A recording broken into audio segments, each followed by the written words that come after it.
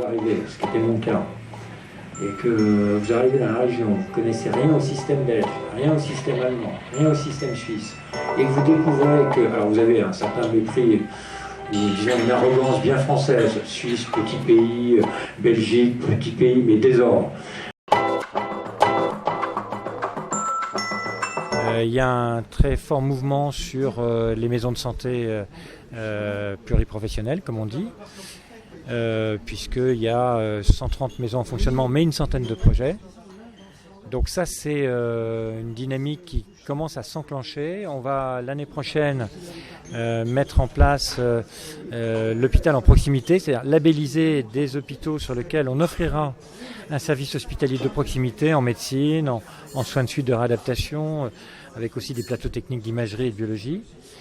Voilà, donc ce qui est essentiel. Et il y a aussi dans certains territoires, à travers des démarches comme de contrats locaux de santé ou de projets de territoire, une vraie volonté de mettre autour de la table l'ensemble des acteurs pour essayer de partager une responsabilité sur la santé de la population. Donc voilà, c'est un démarrage prometteur, comme on dit. Je ne crois pas que c'est une question financière, je crois que c'est une question de convaincre l'ensemble des professionnels que travailler ensemble, c'est mieux, c'est au bénéfice des patients. Et c'est peut-être ce changement culturel qui est à la fois le plus nécessaire, le plus porteur, mais en même temps qui est forcément lent. Oui, moi je crois, si vous voulez, que les ARS, elles ont d'abord un fonds d'intervention régionale, le FIR, avec des moyens importants pour la région Grand Est, c'est 356 millions d'euros. On est maintenant intégré dans un dispositif national de soutien à l'innovation, l'article 51 comme on dit. Et puis voilà, on a commencé depuis plusieurs années à payer du temps de professionnels pour les aider à monter leurs projets.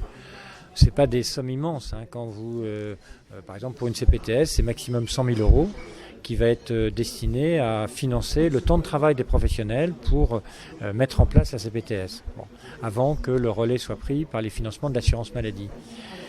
Donc, moi, de mon point de vue, on est outillé et il n'y a plus qu'à.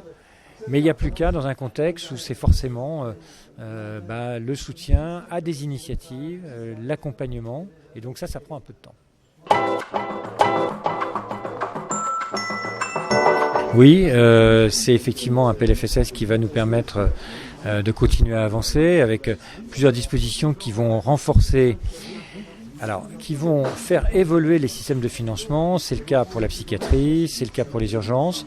Je pense qu'on avait des systèmes de financement et de rémunération qui organisaient trop le cloisonnement entre les acteurs, qui étaient trop peu centrés sur l'amélioration du parcours, comme on dit, ça donne une prise en charge globale et cohérente.